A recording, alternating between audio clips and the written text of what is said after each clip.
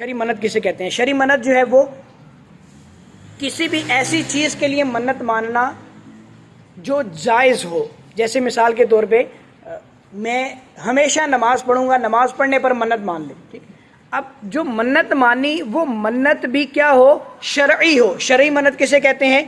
جس کے جنس سے کوئی چیز واجب یا فرض شریعت کے اندر موجود ہو. جیسے مثال کے طور پہ میں ہمیشہ تہجد پڑھوں گا، یہ منت وہ مانتا ہے. مثال کے طور پہ سمجھانے کے لیے عرض کر رہا ہوں. یہ جیسے مثال میرا بیٹا بیمار ہے، اللہ تبارک و تعالیٰ اس کو ٹھیک کر دے، یہ ٹھیک ہو جائے گا تو میں کیا کروں گا؟ ہمیشہ تہجد پڑھوں گا.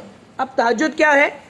نفل نماز ہے نا، لیکن نفل کی جنس سے فرض نماز موجود ہے، تو لہٰذا اب تہجد پڑھنا اس پر لازم ہو گیا کیونکہ اس نے منت مان لی. اب ہمیشہ تہجد پڑھنا یا چند دن کے لیے، مثال 10 دن کے لیے، 20 دن کے لیے وہ مانتا ہے، یا اس کے علاوہ اور کوئی نفل مان لیتا ہے، یا ایسے ہی وہ روزہ رکھنے کی نیت کر لیتا ہے، کسی کو کھانا کھلانے کی نیت کر لیتا ہے، یا قربانی کرنی، قربانی بھی واجب کی جن سے موجود ہے، قربانی کرنے کی نیت کر لیتا ہے. یعنی کوئی بھی ایسا کام جس کی جن سے شریعت کے اندر کوئی فرض یا واجب موجود ہو، وہ منت پوری کرنا شرعاً واجب ہوتا ہے.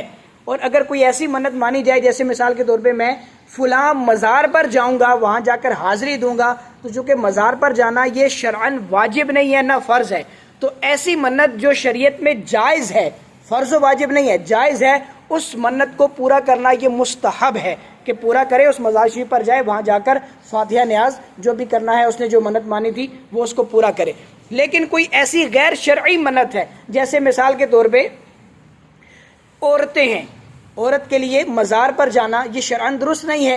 اب عورت جو ہے وہ منت مان لے کہ میں فلاں مزار پر جا کر رت جگہ کروں گی، یعنی جاگوں گی، جگراتا کاٹوں گی، پوری رات وہاں پر جاگ کر قیام کروں گی، رکوں گی. تو اب یہ منت پوری کرنا اس کے لیے شرعاً جو ہے وہ درست نہیں ہے. وہ اس منت کو توڑے گی، وہ اس منت کو پورا نہیں کرے گی. کام ہو جاتا ہے تو کوئی اور صدقہ و خیرات کر دے، لیکن یہ منت جو ہے وہ پوری نہیں کرے گی. یہ ناجائز منت کے تعلق سے میں نے عرض کیا. اس ناجائز منت کے تعلق سے اور بہت ساری ایسی مثالیں ہمارے یہاں زمانے میں پائی جاتی ہیں جن کا شریعت سے کوئی تعلق نہیں ہے. ان منتوں کا پورا کرنا بھی شرعاً کوئی درست نہیں ہے. اور اس بات کی طرف بھی گمان نہ لائیں کہ میں نے یہ منت پوری نہیں کی تھی تو میرا یہ نقصان ہو گیا.